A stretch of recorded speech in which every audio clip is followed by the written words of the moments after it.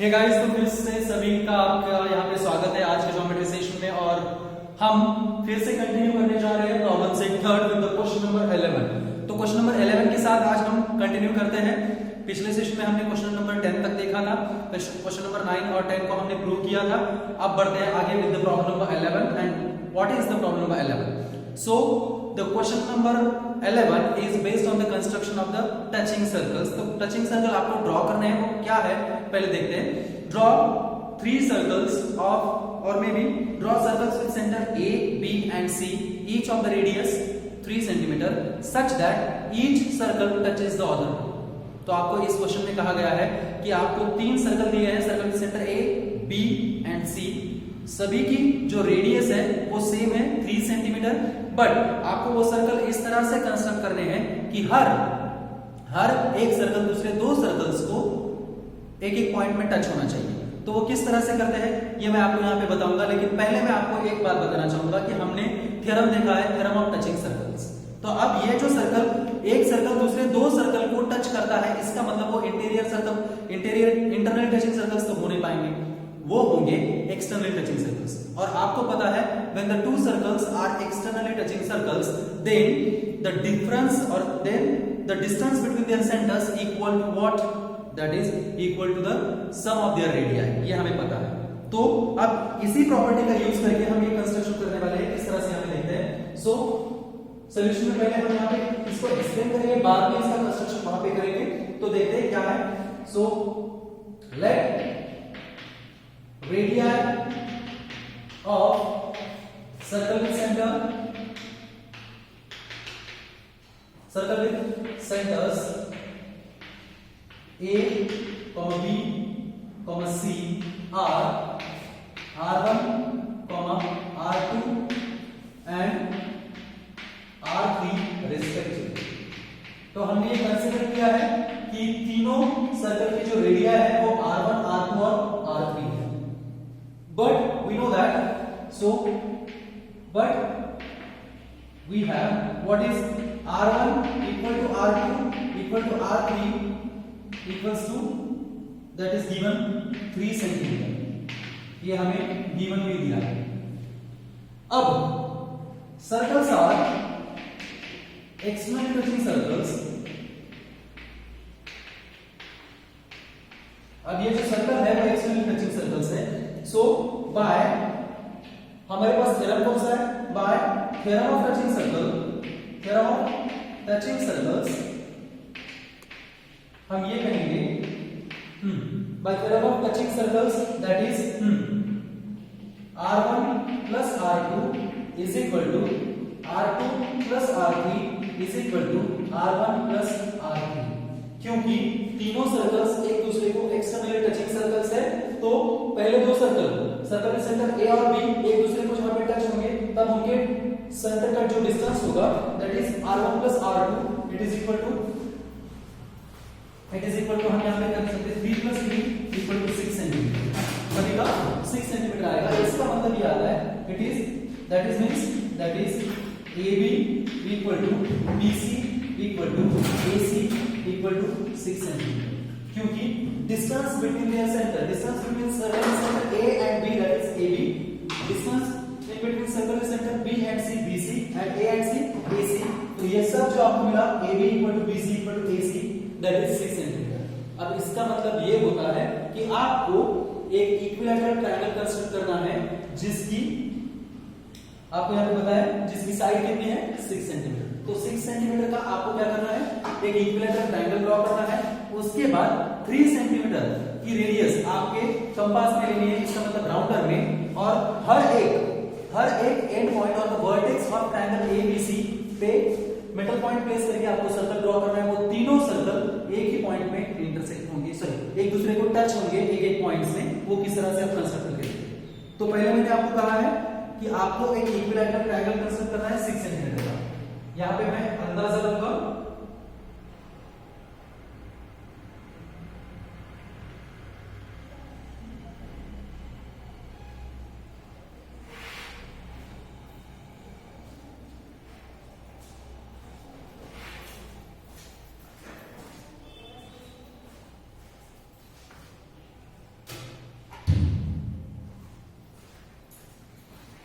ठीक है, मैं इतना ही सेगमेंट लेता हूं क्योंकि मेरे पास जगह जो है वो कम पड़ेगी।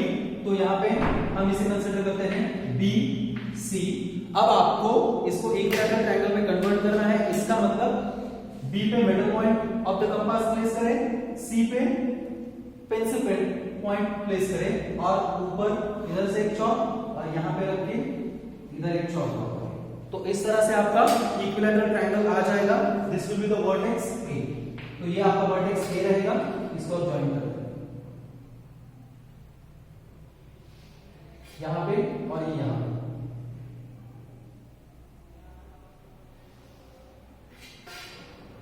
ठीक है, तो ये रहा आपका equilateral triangle A B C. मैंने जैसे आपको बताया था कि ए बी बी सी और A C, these are the distances between the vertexes of two touching circles, externally touching circles. तो अब आपको क्या करना है, इसके एग्जैक्ट हाफ डिस्टेंस लेना है। इस तरह से आप अपने स्केल से अच्छी तरह से 3 सेंटीमीटर का डिस्टेंस ले सकते हो। तो यहां पे मैंने इसका हाफ डिस्टेंस लिया है। अब इसको रोटेट करके एक सर्कल मुझे कंस्ट्रक्ट करना है।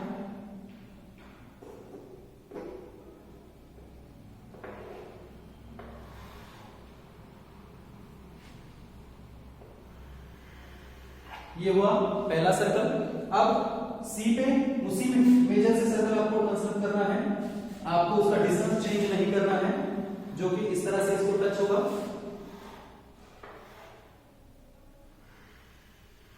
ये दूसरा सर्कल। अब ए को सेंटर कंसीडर करके इसी तरह का सर्कल कंस्ट्रक्ट करना है, जो कि इन दोनों को एग्जैक्टली एक पॉइंट पे टच करेगा।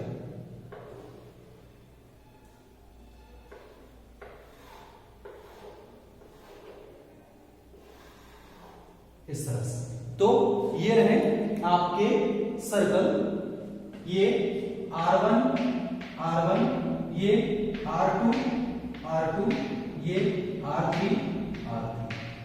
तो जैसे कि मैंने आपको कहा था R1 equal to R2 equal to R3 equal to 3 centimetre है। इसका मतलब डिफरेंस बिटवीन और the distance between two touching circles equal to 6 आएगा, क्योंकि R1 प्लस R2 मैंने यहां पे किया था, R1 plus R2, R1 plus R2, R2 plus R3 ये और R1 प्लस R3 ये। तो आपको 6 सेंटीमीटर का इक्विलैटरल ट्रायंगल कंस्ट्रक्ट करना है। उसके बाद आपको 3 सेंटीमीटर रेडियस लेके हर एक vertex of the equilateral triangle ABC को एज अ सेंटर कंसीडर करके सर्कल ड्रॉ करना है। वो सर्कल अपने आप हर एक सर्कल दूसरे 2 सर्कल को एक एक पॉइंट में टच होगा। तो ये रहा आपका कंस्ट्रक्शन, ये है उसका एक्सप्लेनेशन। अब बढ़ते हैं क्वेश्चन नंबर आपका जो आगे का है 12 उसकी तरफ। तो चले कंटिन्यू करें विद द क्वेश्चन नंबर 12। तो जो प्रॉब्लम नंबर 12 है, इसमें भी आपको एक प्रूव करना है, प्रूफ आपको देना है। तो क्या प्रूफ देना है मैं आपको यहाँ पे बता दूं कि आपको यहाँ पे कहा गया है prove that any 3 points on a circle can not be collinear. तो इसका मतलब ये बनता है कि सर्कल पे कोई भी 3 पॉइंट अगर हम ले लें तो वो कभी कोलिनियर नहीं हो सकते। इसका मतलब वो कभी एक लाइन से कंटेन नहीं हो पाएंगे। ये हमको ऑब्वियस पता है, लेकिन अब हमें ये प्रूव करना है। तो वो किस तरह से प्रूव करेंगे ये मैं आपको यहाँ पे बता दूं कि मैंने यहाँ पे एक फिगर ड्रॉ की है, जो कि आपको ड्रॉ करनी पड़ेगी। Suppose in this figure we can observe in a circle के centre O, point P, Q and R are any 3 points. कोई भी 3 point P, Q, R circle के सेंटर O पे है। अब आपको ये प्रूव करना है point P, Q, R are not collinear, it means they are non collinear points. तो इनको आप नॉन कोलिनियर प्रूव करोगे। तो यहाँ पे मैंने गिवन में लिखा है points P, Q and R on a circle with centre O। Next, to prove P, Q, R are non collinear. तो ये प्रूव करने के लिए पहले आपको यहाँ पे कंस्ट्रक्शन करना पड़ेगा, और वो कंस्ट्रक्शन क्या है यहाँ पे लिखूंगा। तो कंस्ट्रक्शन है आपका ड्रॉ, आपको कुछ सेगमेंट ड्रॉ करने हैं। Draw सेग OP, सेग OQ, सेग OR, सेग PQ and सेग QR। तो ये सब हमें ड्रॉ करने पड़ेंगे। तो यहां पे हम इनको ड्रॉ कर लेते हैं सभी सेगमेंट्स को। ये रहा आपका सेगमेंट OQ, ये रहा सेगमेंट OP, ये है सेगमेंट OR, ये है segment PQ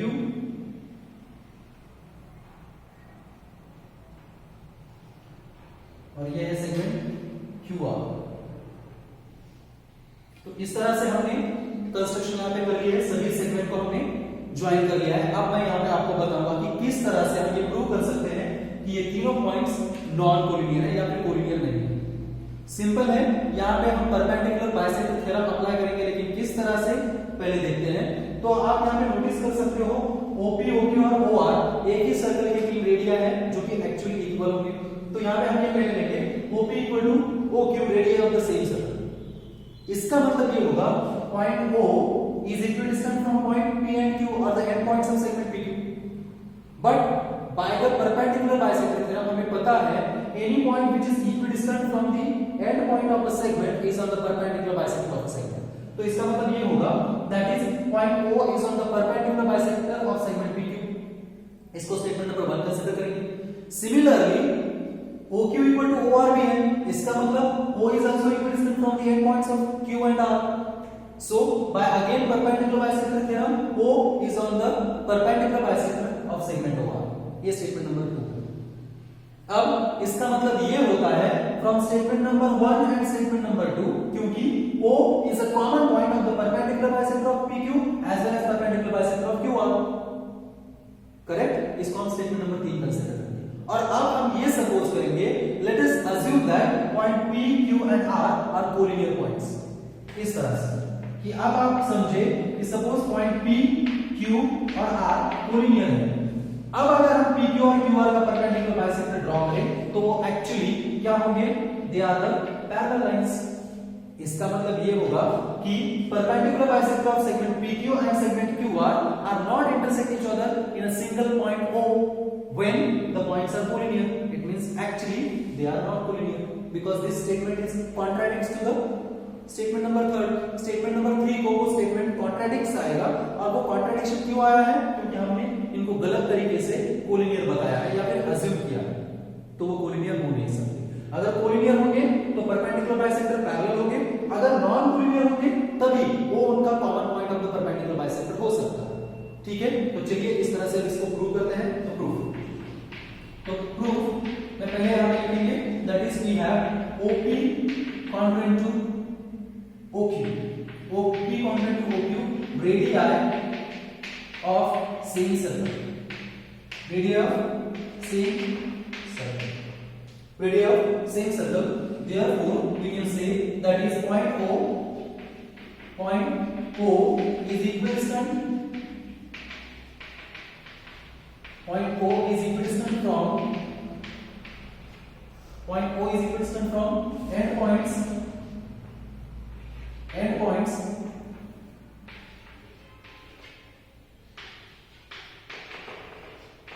of segment PQ।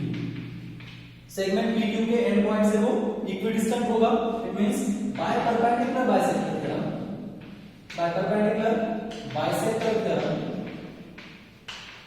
हम यहाँ पे ये कह सकते हैं by perpendicular bisector theorem that is point O is on perpendicular bisector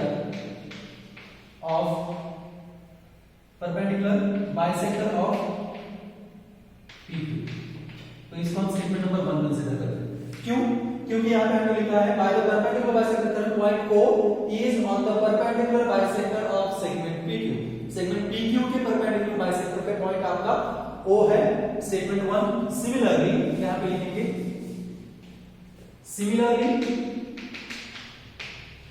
Similarly, we can write that is OQ equals to OR, again radii.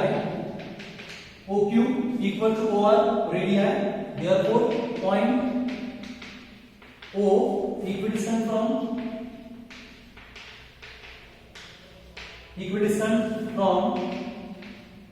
endpoints of segment QR. Endpoints of segment QR. So again, by perpendicular bisector theorem, हम ये कह सकेंगे फिर से that is point O is on the point O is on perpendicular bisector of segment OR, sorry QR। तो segment QR के perpendicular bisector पे भी ये पॉइंट होगा। ये है आपका सेगमेंट नंबर 2। अब लिखते हैं therefore from 1 and 2, from first and second हम ये कह सकते हैं that is point O is common point of the perpendicular bisector of PQ and QR।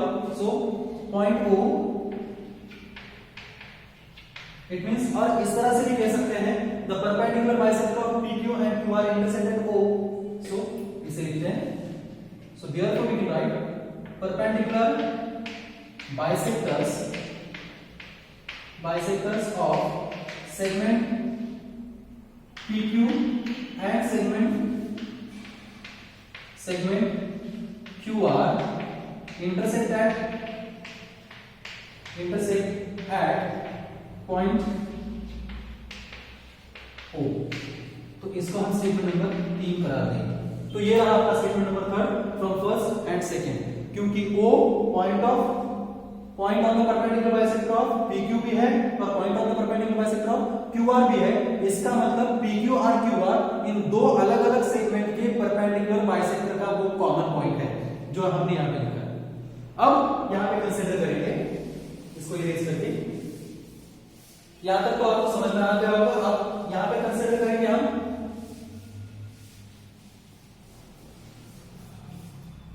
Now let us assume that हम यहां पे assume करते हैं। लेट अस assume that क्या assume करना है, points P, Q and R are collinear। जैसे कि मैंने आपको फिगर निकाल के बताया था कि अगर पॉइंट P, Q, R अगर कोलिनियर होंगे तो सेगमेंट PQ और सेगमेंट QR इन दोनों सेगमेंट के जो परपेंडिकुलर बाइसेक्टर्स होंगे वो एक दूसरे को पैरेलल होंगे, ना कि वो इंटरसेक्टेड। तो यहां पे लिखा है let us assume that point P, Q and R are the collinear points. It means, अब इसका मतलब ये होगा so therefore हम ये कह सकते हैं that is let us assume that point P, Q, R are collinear, therefore perpendicular bisectors of segment PQ and segment QR are parallel lines। इसका मतलब क्या होता है, इट मींस, इसका मतलब ये होगा, it means perpendicular bisectors of PQ, perpendicular bisectors of PQ and QR are not intersect at point O, not intersect each other at point O, but this is contradicts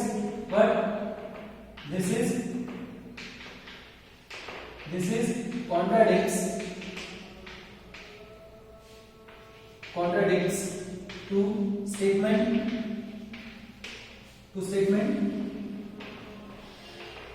3। तो ये contradiction होगा statement number 3 के साथ, क्योंकि हमने statement number 3 पे कहा है कि इन दोनों के परपेंडिकुलर बाइसेक्टर O में इंटरसेक्ट होते हैं। तो hence our assumption